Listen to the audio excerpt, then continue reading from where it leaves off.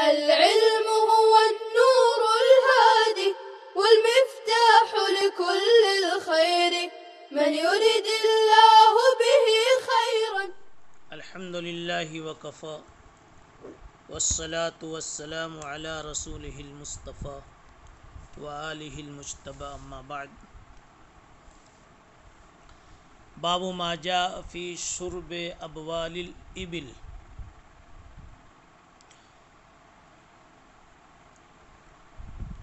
وبالإسناد المتصل منا إلى الإمام الترمذي رحمه الله تعالى أنه قال حدثنا الحسن بن محمد الزعفراني قال حدثنا عفان قال حدثنا حماد بن سلمة قال حدثنا حميد والثابت وقتادة عن أنس أن ناسا من عرينة قدموا المدينة فاجتووها فبعثهم رسول الله صلى الله عليه وسلم في إبل الصدقة وقال اشربوا من ألبانها وأبوالها. هذا حديث حسن صحيح غريب من حديث ثابت وقد روي هذا الحديث من غير وجه عن أنس رواه أبو قلابة عن أنس ورواه سعيد بن أبي عروبة عن قتادة عن أنس رضی اللہ تعالی عنہ.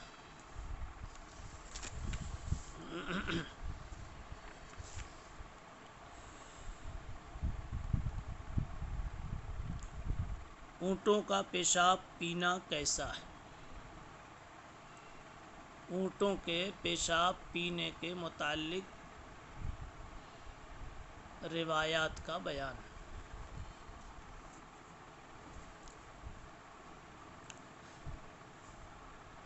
روایت شروع ہو رہی ہے حضرت حسن ابن محمد زعفرانی جو امام ترمذی کے استاذ ہیں.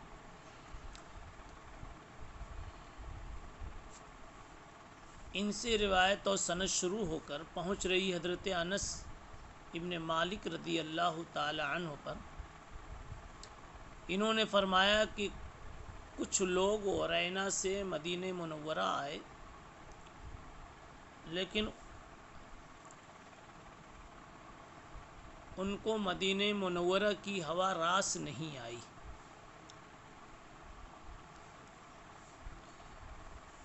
تو فاجتووها وہ پیٹ کی تکلیف میں مبتلا ہو گئے. تو رسول اللہ صلی اللہ علیہ وسلم نے صدقے کے اونٹوں کو دے کر انہیں باہر بھیجا اور کہا پیو تم اس کے دودھ اور پیشابوں کو. اشربوا من البانها و ابوالها.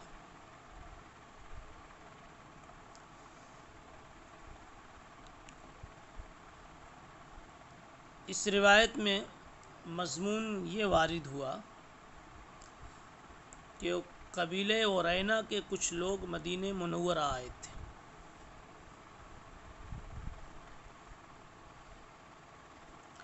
بعض روایات میں عرینہ کا ذکر ہے اور بعض روایات میں عقل اور عرینہ دونوں کا ذکر ہے اور بعض میں او کا لفظ ہے کہ شک ہے کہ یہ عقل کے لوگ تھے یا عرینہ کے تھے.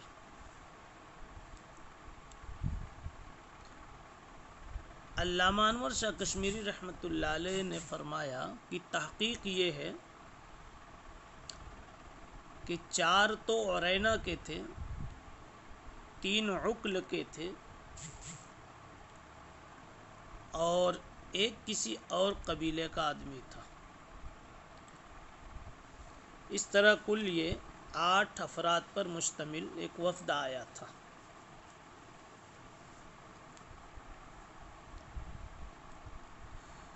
عرینہ کا تعلق قحطان سے ہے، عقل کا تعلق قبیلہ عدنان سے ہے.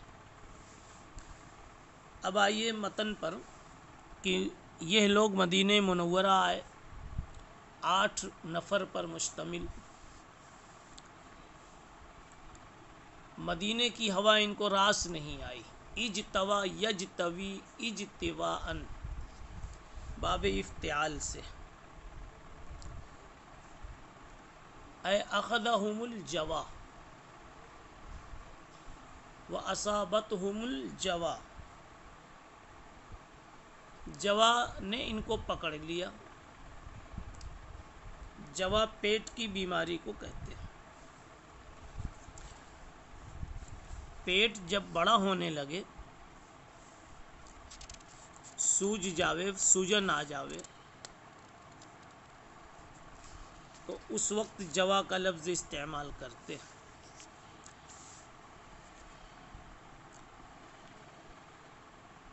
الغرض یہ مدینہ آئے، پیٹ کی بیماری میں مبتلا ہو گئے۔ اب کیا ہوا تھا پیٹ کی بیماری میں؟ مسند ابو عوانہ کی ایک روایت میں فعظمت بطونہم کے الفاظ ہیں، ان کے پیٹ بڑے ہو گئے۔ نسائی میں روایت ہے حتی اصفرت الوانہم وعظمت بطونہم، رنگ بھی پیلے پڑ گئے، پیٹ بھی بڑے ہو گئے۔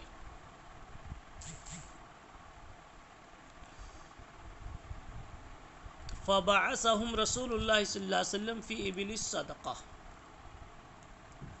صدقے کے اونٹ تھے، وہ ان کو دیا کہ لے جائیے، ان کو چرائیے اور ان کے دودھ پر گزر بسر کیجیے۔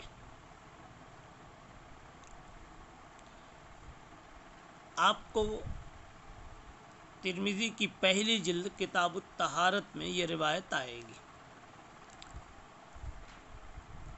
وہاں تھوڑی اس سے زیادہ تفصیل ہے، پھر بخاری شریف میں بھی آئے گی کہ ان لوگوں نے مدینے کے باہر ان اونٹوں کو لے کر کے جا کر کے اونٹوں کے ساتھ شرارت کی، بلکہ نبی پاک صلی اللہ علیہ وسلم کے ایک چرواہے بھی ساتھ میں تھے، ان کو انہوں نے شہید کر دیا، مسلح کر دیا، ناک کان کاٹ لیے۔ پھر آپ صلی اللہ علیہ وسلم کو خبر ہوئی تو آپ صلی اللہ علیہ وسلم نے ان کے پیچھے آدمی دوڑایا اور ان کو پکڑا اور ان کو سزا دی۔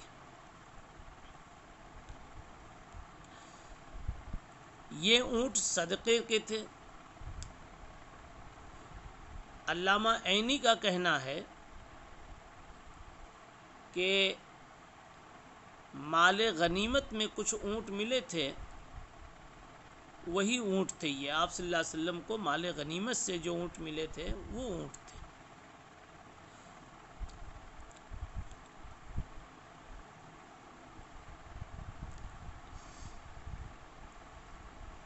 اس روایت سے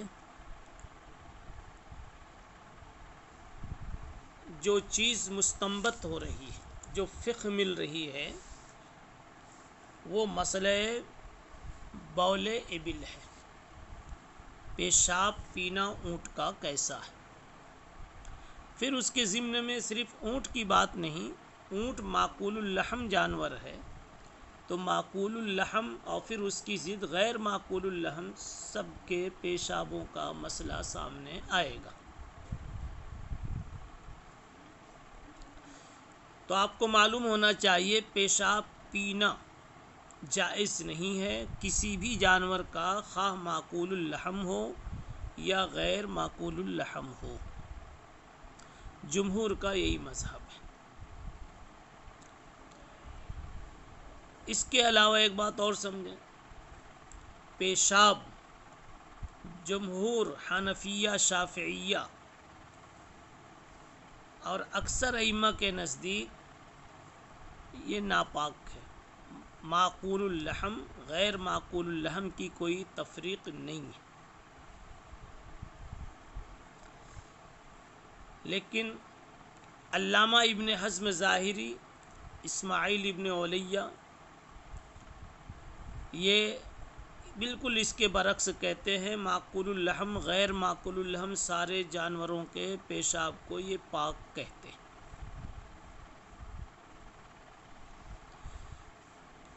امام محمد رحمۃ اللہ علیہ اور امام مالک رحمۃ اللہ علیہ اسی طریقے سے امام احمد ابن حنبل رحمہ اللہ، ان حضرات کے نزدیک معقول اللحم جانور کا پیشاب پاک ہے۔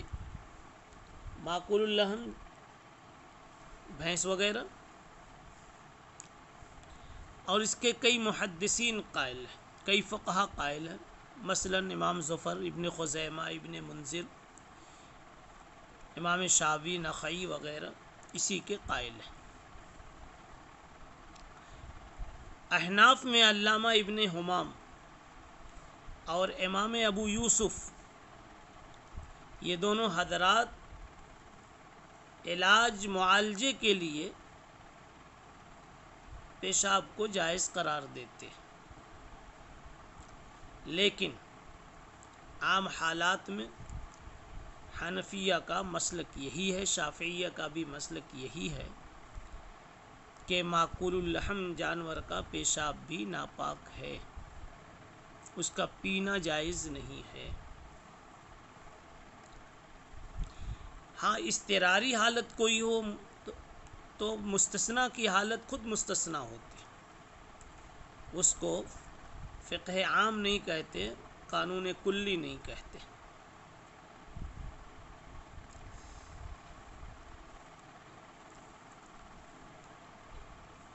احناف کے خلاف یہاں ایک سوال، بلکہ احناف ہی نہیں، احناف کے ساتھ جتنے لوگ ہیں ان کے خلاف ایک سوال یہاں بنتا ہے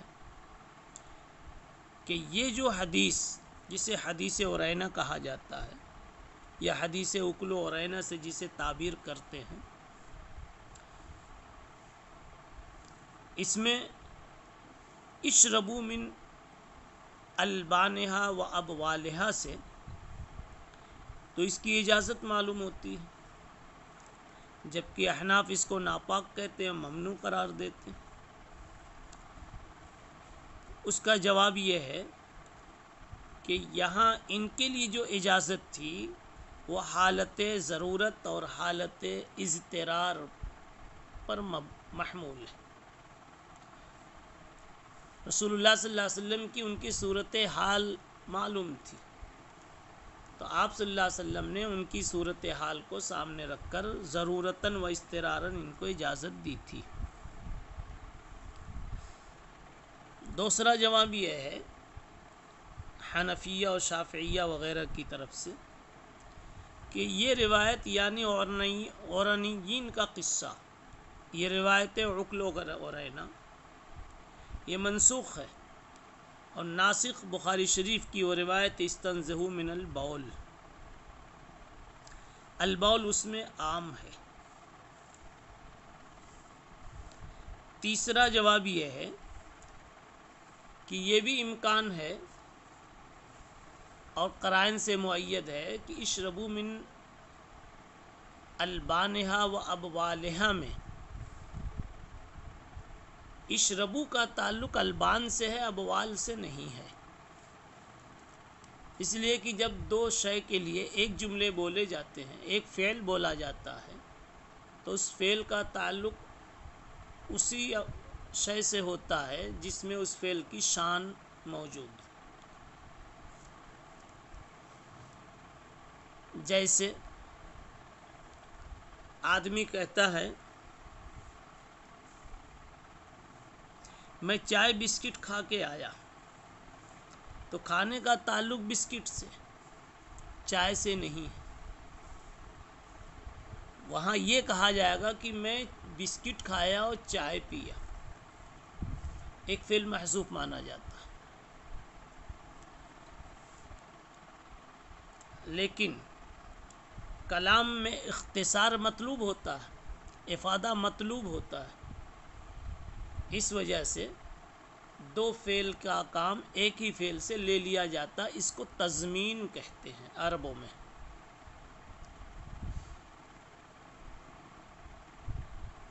جیسے عربوں میں ایک لفظ بولا جاتا جانور کو چارہ پانی دینے کے لیے، علفتہ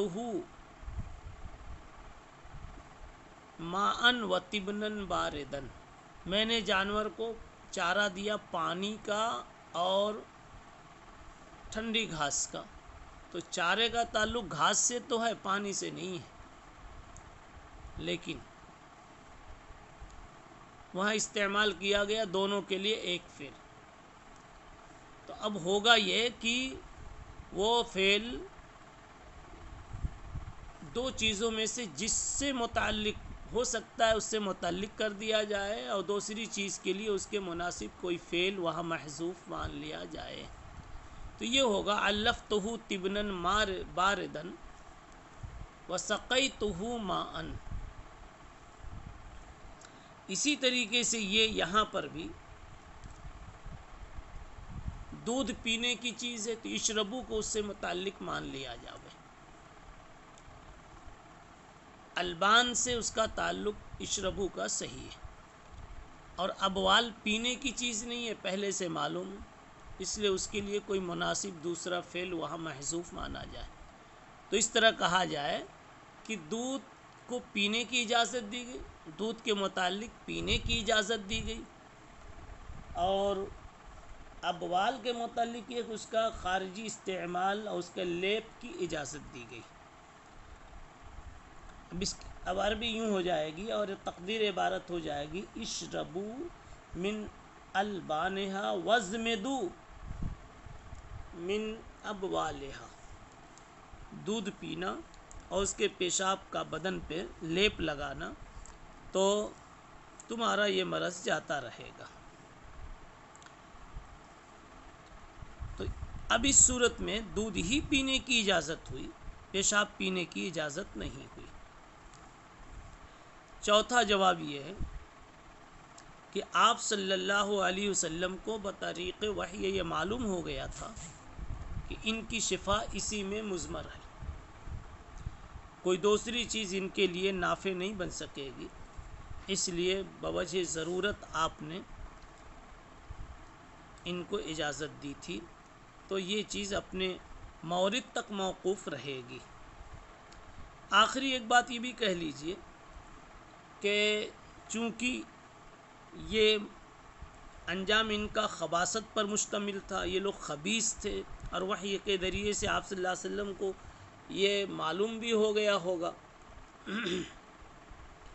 معلوم ہو گیا تھا کہ آئندہ چل کر یہ مرتد ہونے والے ہیں، اس لیے الخبیثات للخبیثین کے طریق سے آپ نے ان کے لیے یہ خبیث چیز متعین فرما دی. یہ چند جوابات پیش کیے جا رہے ہیں، اس میں سے آپ خود ہی ترتیب بنا لیں کون سا جواب کتنا وقیح ہوگا. ایک اور جواب کہ جب مبیح اور محرم دو طرح کی روایتیں ہوں تو حرمت والی روایت کو ترجیح ہوتی ہے. استنزہو من البول یہ حرمت کو بتلا رہی ہے، اور عرنیین کی یہ روایت اباحت کو بتلا رہی ہے. تو حرمت والی روایت کو راجح قرار دے کر معقول اللحم اور غیر معقول اللحم سارے جانوروں کے پیشاب کو ناپاک ہی کہا جائے گا. سبحان اللہ بحمدہ سبحان اللہ. السلام عليكم.